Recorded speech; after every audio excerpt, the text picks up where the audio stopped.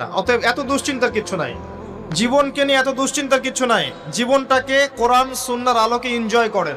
কোরআন সুন্নাহকে দিয়ে জীবনকে এনজয় করা যায়। কোরআন এবং সুন্নাহর আনুগত্যের মধ্য দিয়ে আপনি জীবনকে উপভোগ করেন, টেনশন করার দরকার নেই। মনে রাখবেন, আল্লাহ যদি আপনার সাথে থাকেন এবং আল্লাহ যদি আপনাকে কবুল করেন, পৃথিবীর কোনো শক্তি নাই আপনাকে টলাবে। পৃথিবীর কোনো শক্তি নাই, পৃথিবীর সমস্ত শক্তি একত্রিত হয়ে আপনার চুল বাঁকা করতে পারবে না, যদি আল্লাহ আপনার সাথে থাকে।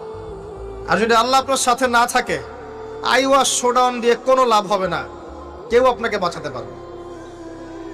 অতএব আল্লাহকে আপন করে নেন, যার যার হক তাকে তাকে দেন, নিজের হক আল্লাহর কাছে চেয়ে নেন, ইনশাআল্লাহ আপনি সুখে থাকবেন।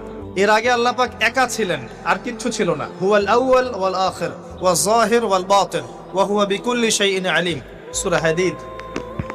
আল্লাহ পাক একা ছিলেন, কোনো কিছু